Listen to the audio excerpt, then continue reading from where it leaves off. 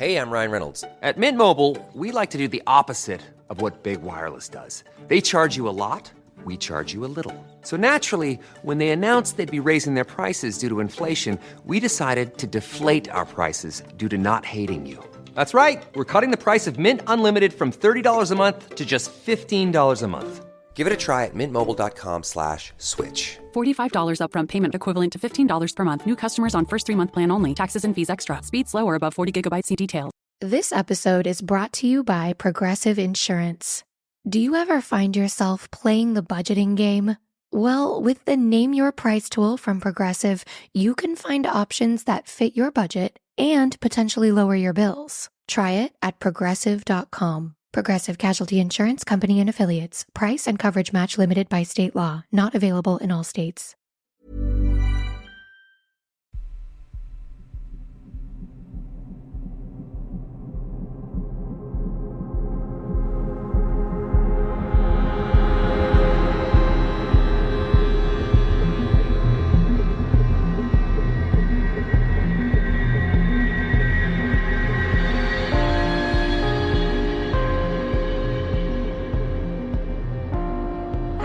Welcome to mini episode number 403 of Real Life Ghost Stories, and I have 4 spooky stories for you today, and the last story comes from October the 10th, 2024, and story number 1 comes from Anonymous.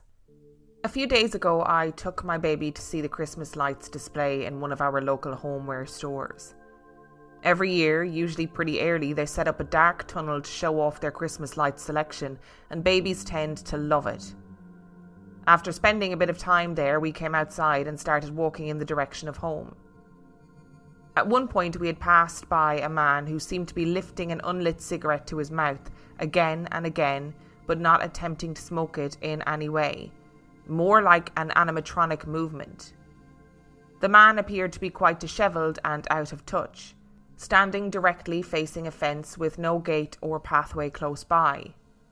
I would have normally stopped in to check with the person, but since having my baby, there have been a lot of random attacks and violence in our town, and coupled with some crippling postnatal anxiety, making me feel dread and danger at every turn, I'm a bit ashamed to say I walked right past without saying a word. I noted as I walked past that the man didn't flinch or show any indication that he was aware of my presence, and did the same with others walking past. It was a fairly busy street. I walked on for about 20 seconds. And as I crossed the road, I looked back to check and the man was gone. Nowhere to be seen. From the location, you could see a good distance in either direction he could have gone, but it was as if he had just disappeared. Safe to say, I scurried right over to the nearest bus stop where others soon started to gather. It's worth noting that others walking by were seemingly unaware of the man's presence, which unfortunately isn't necessarily unheard of when it comes to those suffering mental illnesses or homelessness in our town. But for the life of me, I couldn't figure out how the man had managed to just disappear. Still giving me heebie-jeebies days later. I hope, if he was there to begin with, that he's doing okay. Do you know what, Anonymous? Either answer to this scenario is tricky, right? So first of all, you're walking past this guy animatronically lifting a cigarette, an unlit cigarette, to his mouth again and again, standing facing a fence, and then you turn around and he's gone. So you're like, shit, glitch in the matrix situation, like what just happened? What did I see? Did I see some sort of ghost that was replaying the same scenario over and over again? But then there's the other scenario where it is somebody who is having mental health issues, who is stuck in some sort of situation where they're doing the same movement over and over again for whatever reason. And that, it's really hard, because I totally understand that you're like, I want to stop and check in with you, but I'm feeling really like, I don't know if that's a good idea. And you can never tell if it's a good idea to check in with somebody. You can never tell how somebody is going to respond to you stopping to check in on them on the street. How weird is it though that when you turned around he was gone and you can't figure out where he went to? Like maybe it was. Maybe you were seeing some sort of glitch in the matrix, some sort of glitch in time. And our second story today comes from John. You read my previous entry on 31 Days of Terror, day number 9. I'd like to tell you about the bond between myself and my beloved. Let's just say, it isn't normal. We first set eyes on each other in the first grade. Both of us were 6 years old. I was sitting in the front right corner and she was sitting in the back left corner. Perfect opposite sides, yet we locked eyes. In that moment, we felt the other was important somehow. We became friends and were very close, to the point that we were bullied for it. It didn't stand in our way. We knew we were somehow important to each other. We stayed best friends throughout school. After high school, I began working at the mentioned Walmart. We were separated for a period, but we kept in touch. After a while, we decided to start dating. Our feelings for each other never went away. We cared for each other. We had bouts with adversity, including a period where my parents sternly advised me to break up with her on the count of her mother's involvement with the wrong crowd. I couldn't bring myself to hurt her like that. I prayed and begged God to show me our relationship was meant to happen. He has brought us through rough patch after rough patch, and we only became stronger, resulting in what would be called a mature love. Many of our friends compare our love to already being married for years, being able to feel each other's emotions, pain, and share thoughts despite being miles apart. Our bond seems to defy any known laws of physics or life. I can't explain it. Just that we've spent our lives together, and being promised to each other, we have vowed never to leave the other again. I don't know of any others who are bound so perfectly with their soulmate. Do you know what? This has brought me such joy, and I know there's going to be people out there who are like, I don't believe in soulmates or whatever. I don't even know if I'd call it soulmates. You know, I'm not a religious person. I don't really engage with God in any way, shape or form. That's no shade on people who do. Everybody's just got different ways of getting through life, right? And look, if the time comes and I die and I'm faced with a big man in the sky, I'll be like, oh, listen, sorry, didn't believe in you, but you know, we've had a bit of beef over the years, so things were tricky. I don't know what you expect from me, but I believe in soulmates. I do, in whatever capacity you want to call it, and I don't even think it necessarily has to be romantic. Like, I think there's just some people in your life who you're just meant to be with in some form of a relationship, whether that's completely platonic or whether that's romantic. I think there are people in your life who just get you and understand you, and I love that. And you know what, John, I'm glad that you and your soulmate locked eyes at 6 years old, and that you have found your way back to each other throughout your lives. I just think that's so gorgeous. This episode is brought to you by Progressive Insurance. You chose to hit play on this podcast today. Smart choice. Make another smart choice with Auto Quote Explorer to compare rates from multiple car insurance companies all at once. Try it at progressive.com.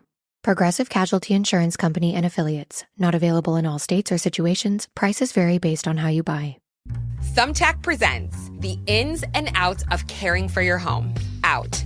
Procrastination, putting it off, kicking the can down the road. In. Plans and guides that make it easy to get home projects done. Out. Carpet in the bathroom? Like, why? In. Knowing what to do, when to do it, and who to hire. Start caring for your home with confidence. Download Thumbtack today. Hey, I'm Ryan Reynolds. Recently, I asked Mint Mobile's legal team if big wireless companies are allowed to raise prices due to inflation. They said yes. And then when I asked if raising prices technically violates those onerous 2-year contracts, they said, "What the f*** are you talking about, you insane Hollywood ass?"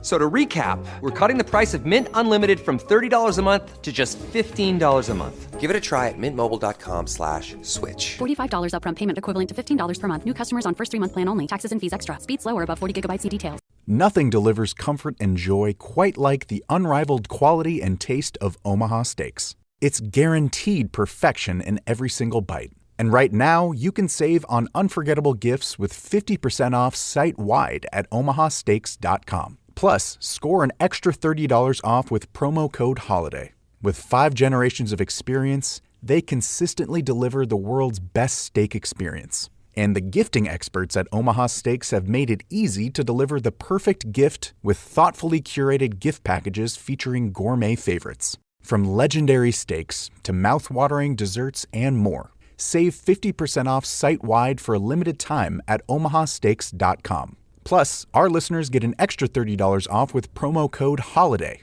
That's 50% off at omahasteaks.com. And an extra $30 off with promo code HOLIDAY. Minimum purchase may apply.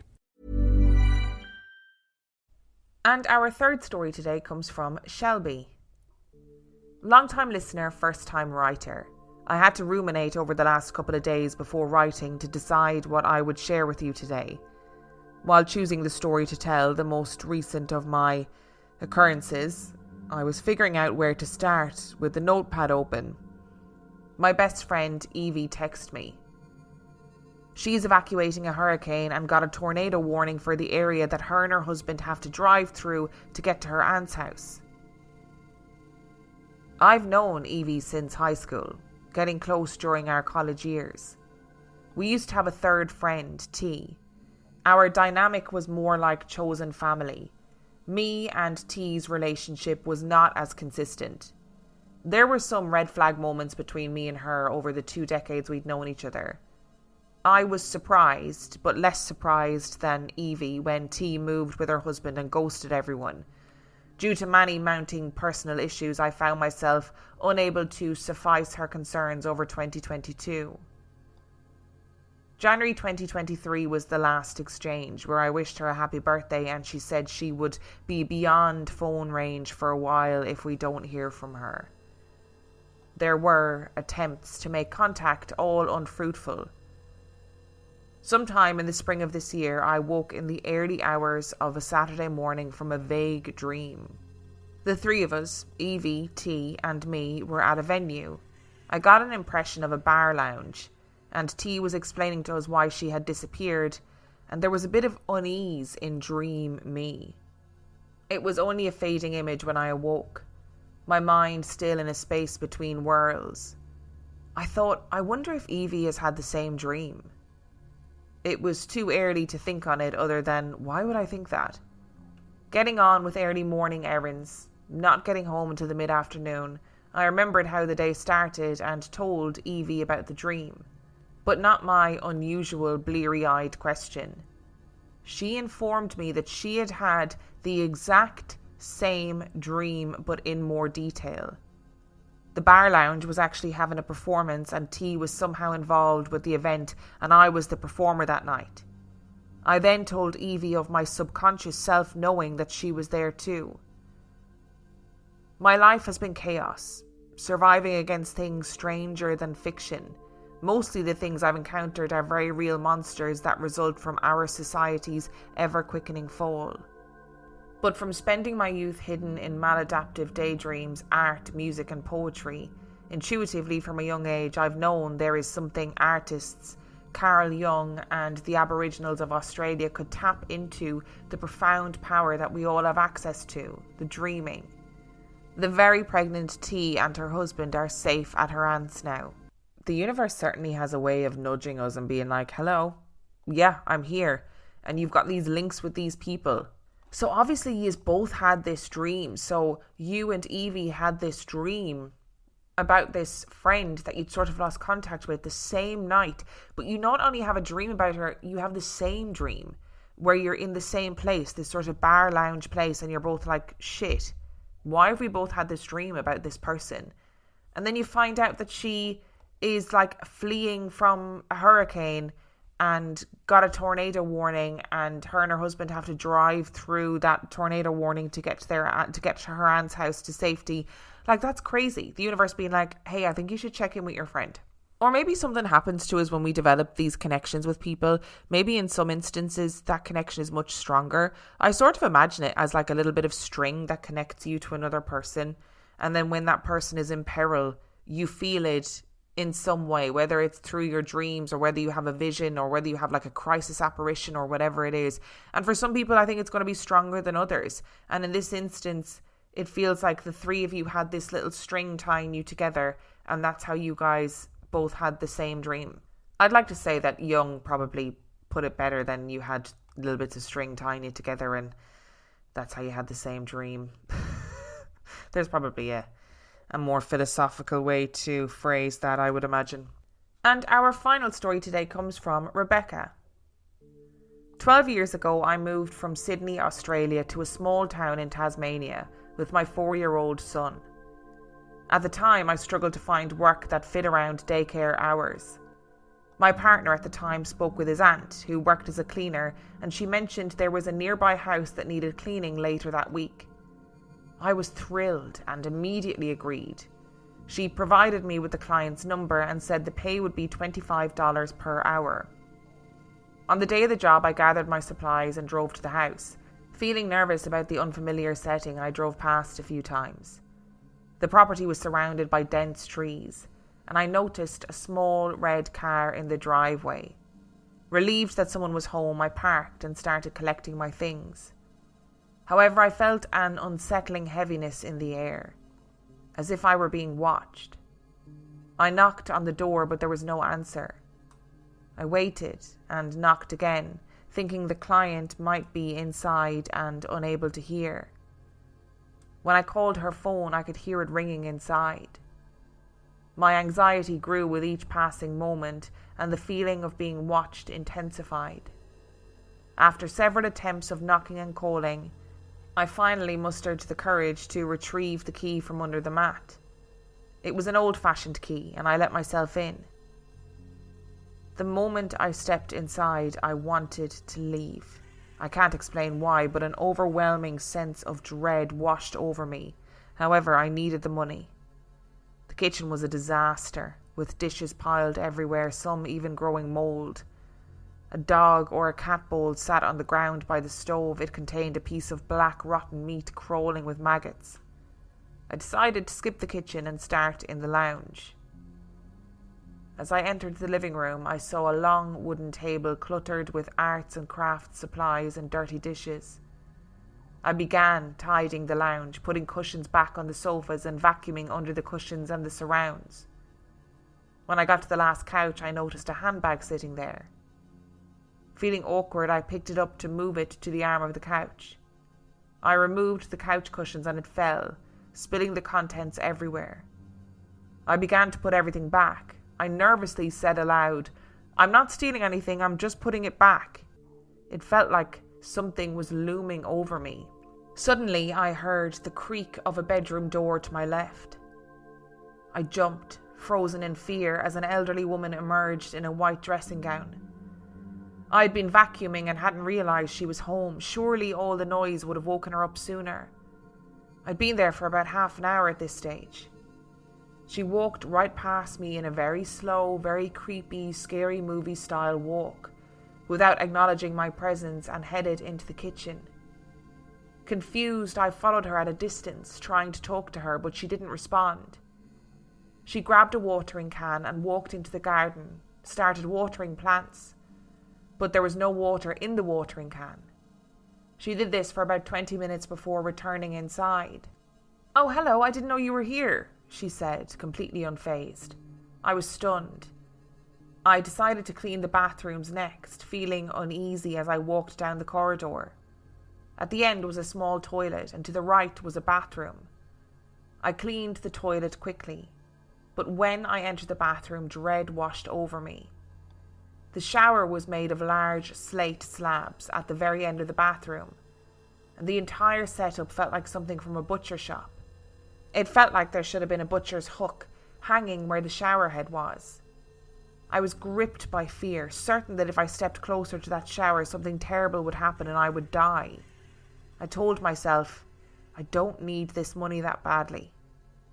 I packed up my things and left, having only vacuumed the lounge and cleaned the toilet. As I exited, the woman stopped me and handed me a check for $25, thanking me for my work. I managed to say, "You're welcome," before rushing to the car. I drove away faster than I ever had. When I got home, I told my ex's aunt about the experience. She responded, "I didn't think you were sensitive to that sort of thing. I don't go past that house because I feel an enormous presence of evil whenever I drive by. I vowed never to return. To this day, I avoid that area, taking a longer route just to steer clear of the house." 2 weeks later, I received a check for $25 in the mail from her, and again the following fortnight. I never cashed them or returned to that house. I still don't know how she got my address, but I believe something was off with her. The way she walked reminded me of a scene from a horror movie, and I've never felt such fear in my life. So I do think there's a couple of things going on in this story. First of all, can we talk about your ex's aunt being like, yeah, there's a house that you can clean. It's $25 an hour. Is it spooky? No, there's nothing at all wrong with it. I just don't have time. And then you find out afterwards that she's like, yeah, I never want to go to that house again. It's so scary.